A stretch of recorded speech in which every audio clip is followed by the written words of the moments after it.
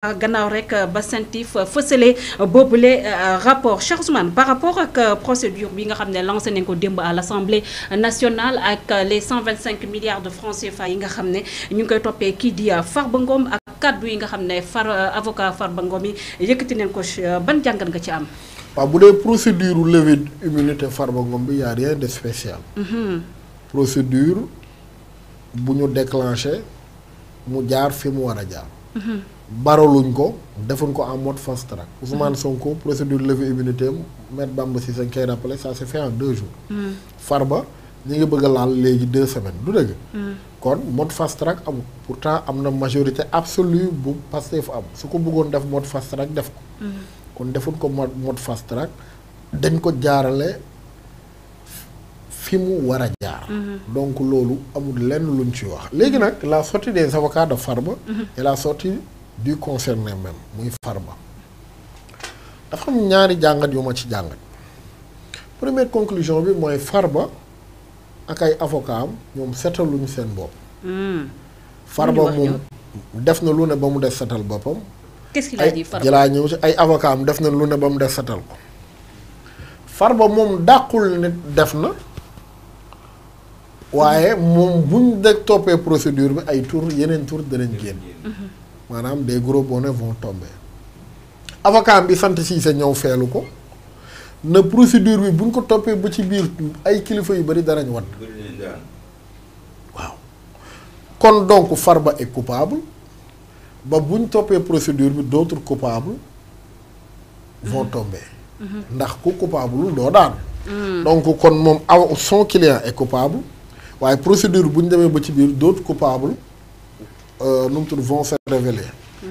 léegi man en fait damay laaj ndax parce que procédure bi bu ñu ko toppee au-delà de Farba y a d'autres coupables et que dinañ leen xam war naa tax ñu bàyyi procédure ou non léegi nag bu fekkee ne dafa am ay yeneen coupable yu nëbbut ñu mel ne Farba. te xamuñ leen bismillah ñun dañ leen a bëgg a xam. mais avocat yi aussi Cheikh Ousmane wax ne li nga xam ne moo nekk mbirum Farba Ngom autant pour moi 124 milliards de francs CFA yi nga xam ne dañ ko koy toppee ñoom neneen li nga xam ne moo nekk déroulement procédure bi dafa am ay vices de forme pour ne pas dire respecté wun li nga xam ne moo nekk ak yelleefi seen client parce que neneen kii di Farba Ngom amul benn këyit boo xam ne jox nañ ko pour xam le ne carrément lii la lay toppee ak même sax Farba Ngom gisut rapport CENTIF bi nga xam ne lañ koy wax ne dañ fa am wàllum transaction rapport CENTIF du Farba lañ ko war a yónnee yu toll ci 124 milliards de francs CFA. ñoom ne dañoo jàpp ne dañoo jàkkati li nga xam ne moo nekk ay àq ak yelleefi client am Cheikh Ousmane. comme toujours rek. les avocats vont porter leur robe défendre leurs clients à cause de leur honoraire naa Farba moom il a casqué très fort. avocat yooyu ma gis foofu man awma seen njëkk ay miet taxu leen njëkk waaw ñooñu duñu ay gune. xam naa Farba moom il a casqué fort pour am leen. ils vont défendre leurs honoraires. ñoom bu ñu appuyer Cheikh Ousmane. si article 617-98 du code de procédure pénale introduit par la loi numéro 2023-14 du 2 août 2023, les avocats rappellent que le procureur financier est tenu de diligenter une enquête préliminaire avant toute demande de levée d'immunité Cheikh Ousmane. te procureur bi ñu ne deful loolu. def diligenter une enquête préliminaire. balaa ñuy yëkkati li nga xam ne moo nekk def procédure yëkkati malaani kiiraay kii di Farba Ngom. ñoom ñoo ko wax. et loolu te loolu moo am aussi Cheikh Ousmane. amul benn yow leer na leen ne procureur de noo xamee. mais bu amoon le procureur dina communiquer par rapport à ça Cheikh Ousmane. attention non Cheikh Ousmane. non waxal sa non rek. dégg nga les avocats ils ont été clairs. Ils ont dit le procureur a été clair. les parlements non déggul bu fi werante bu ñu werante man dama lay wax exactement le avocat yi wax le procureur n'a pas communiqué par rapport à ce dossier. le procureur a été clair dama ne la déglu ma rek Cheikh Ousmane. man boo waxee pare rek yow déglu d'accord dama lay lire li nga xam ne avocat yi wax nañ ko par rapport ak ñoom lu ñu tuddee une violation des obligations légales. ñoom dañ ne ñu ngi ko tënkee sur article 697-98 18 du code de la procédure pénale bi nga xam ne introduit nañ ko par la loi numéro 2023 tiré 14 du 2 août 2023 avocats yi ñu ngi rappeler que le procureur financier était tenu de diligenter une enquête préliminaire avant toute demande de levée d'immunité d'immunité. Or selon eux déglu ma non laisse-moi continuer ma phrase. Aucune investigation approfondie n'a été menée et aucune audition n'a été réalisée pour permettre à Farba Ngom de se défendre. Nous sommes prêts à collaborer pleinement avec les autorités compétentes, mais dans le respect des règles de procédure. Jusqu'à présent, ce respect fait cruellement défaut dans cette affaire, déplorent ces avocats. Voilà, c'est ce que les avocats ont dit. Voilà. Jëlal feuille bi nga mentionné waat li ma lay wax bu dee tubaab la ñuy wax dañ ne procureur diligenté wul benn enquête préliminaire. Selon eux. Selon les avocats ba tey. waaw procureur waxagu la ndax def na wala deful. kon man dàq naa seen bos man li procureur def laa gëmagu man gëm naa ne def na ko te dinaa la wax li tax ma gëm def na ko. ñu demaat ba ci biir ñu ne la ils sont disposés à coopérer liiraatal sa phrase bi nu ñuy dégloo Farba te levé wuñu immunité dama la laaj texte bi nga liiraat ko. donc tu n'as non pas liiraatal texte bu dee tubaab la ñuy wax. non defal na waaw déglu ma balaa ngay delluwaat déglu ma avec calme dangaa lire phrase ma ne la kon bu fekkee li avocat yi wax ci phrase bi ci texte bi liiraatal texte bi. xaaral ma tekki la lu mu wax. déedéet bul ma ko tekki. lire ko non liiral rek. les avocats rappellent que le procureur financier est tenu de diligenter une enquête préliminaire. waaw muy benn avant toute demande. de levée avant toute demande. waaw avant ñuy dem sax. non liiral rek en français bul firi. avant ñuy dem sax ci commission. non ko lu mu mën a def de lever l'immunité parlementaire de Farba Ngom. waaw ñoom avocats yi. déedéet laaj ma la li ngay def nii njàpp yàlla xam na ko dañuy perte temps continuer sa texte rek dama bëgg nit ñi déglu. li nga liiroon non indi kon ma liir ko. non allez-y c'est feuille baa ngi nii. ban la les avocats mu ngi nii. Une violation des obligations. Ok. Une violation des obligations s'appuyant sur l'article 677-98 du Code de procédure pénale introduit par la loi numéro 2023-14 du 2 août 2023. Les avocats rappellent que le procureur financier est tenu de diligenter une enquête préliminaire avant toute demande de levée d'immunité. Une enquête préliminaire. Tellement Moussa Faye, une enquête préliminaire, avant toute demande de levée d'immunité. Or, selon eux, selon ñoom avocats yi li ñu wax procureur waxul ni defu ko det teel ba tey selon ñoom avocats yi li ñu wax selon eux aucune rek man communication rek laay def may ma ñëw seen texte bi moo yenul maanaam déglu ma rek or selon eux pas selon le parquet de selon eux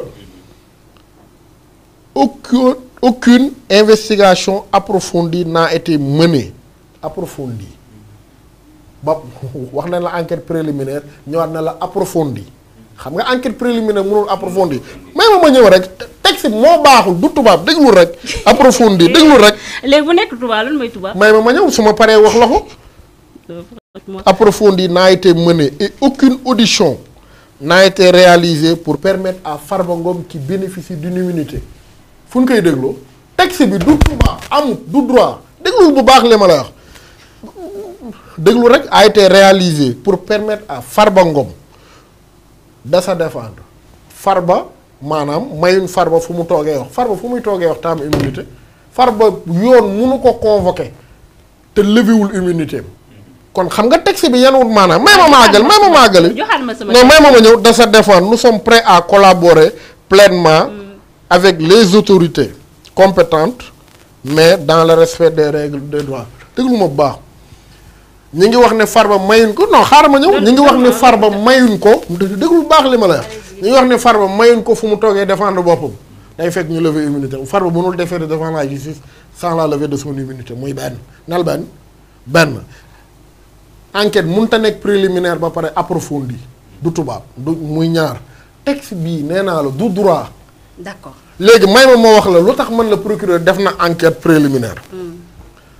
dellul ci yor barki dem bi transaction yim la ficelé date yiñ ko def virement yi fi mu jaar loolu enquête ab préliminaire ko mun a. xam nga yow man ak yow déglu ma non may ma ñëw. may ma ñëw ngir yàlla. les avocats moi j'ai été clair. texte bii même bu ko avocat yi waxee du droit njàpp. ah du droit lii du wax. wala déggatoo français njàpp. non xam nga lu may bañ nga nekk maam otage d'une personne les avocats ont dit qui sont les avocats c'est des personnes. comme toi may ma ñëw li ñu informé moo valable texte bii njàpp c'est truffé de faute munoo wax une enquête préliminaire. ba pare waxaat une enquête approfondie mënul nekk njàpp mënoo ne on n'a pas donné l'occasion au député Farba Ngom de se défendre te levé wuñu immunité am Farba mënul déférer devant les juridictions par exemple capitaine Touré lu mu doon doyee Ousmane Sonko déglu ko du lu ko Sonko tontu je suis député Farba bu ko yoon convoqué woon daleen naan moom député la nañ lever immunité am waaye léegi ñoom nan la ñu bëggee ñu permettre à Farba Ngom de se défendre sans lever son immunité. d'accord non defal na nañ taxaw foofu à partir de ce moment seen texte bi valable. xam nga ñii lu ñuy def politique politicienne. d'accord point. d'accord léegi ñu on y va. voilà dama ne la man les avocats. man comme laay def déglu ma rek. comme rek laay def dama ne les avocats rappel. non dama ne ko non dama ne la moo amul suux en fait. non attendez man dama ne les avocats rappellent que le procureur financier est tenu de diligenter une enquête préliminaire avant toute demande de levée. Avant toute demande léegi luñ ci teg. de levée de l'immunité parlementaire. léegi luñ ci teg. yaa ngi comprendre. luñ ci teg man dama la rapporter. dama la rapporter en fait man moom laay teg. voilà waaw man c'est à moi de rapporter les faits après toi tu démontres. allez-y man dama la wax na la. oui texte bi. amul suuf. amul valeur xam nga li tax. oui texte bi ñoom dañ ci contredire seen bopp du début à la fin. la yan contradiction nga ci gis. oui. dem ba ci biir na la approfondir. oui. mënut nekk ñaari mënul ànd. d'accord. ñu demaat tuuti na la on n'a pas donné l'occasion au député Farba Ngom de se défendre. d'accord. Farba ne peut pas se défendre devant les enquêteurs. sans ñu lever son immunité. Farba kenn mënu ko convoquer bopp. du flagrant délit. donc Farba tey dafa am immunité. policier bu ko convoqué da lay naan nañ lever sama immunité. gendarme bu ko convoqué dañ lay naan nañ lever sama immunité. parquet financier bu ko convoqué dañ leen wax nañ lever sama immunité donc li ñuy wax ni dañ ko xañ Farba moment bi jotagul. munoo ne Farba xañ nañ ko mu défendre te dégluwuñ Farba te Farba munuñ ko déglu te levé wuñ immunité am. moo tax déglul non njàpp ko. allez-y Cheikh les internautes ont compris li ma bëggoon wax nañ avancer. allez-y Cheikh Ousmane. waaw nañ avancer par rapport ak cette affaire Farba Ngom ak.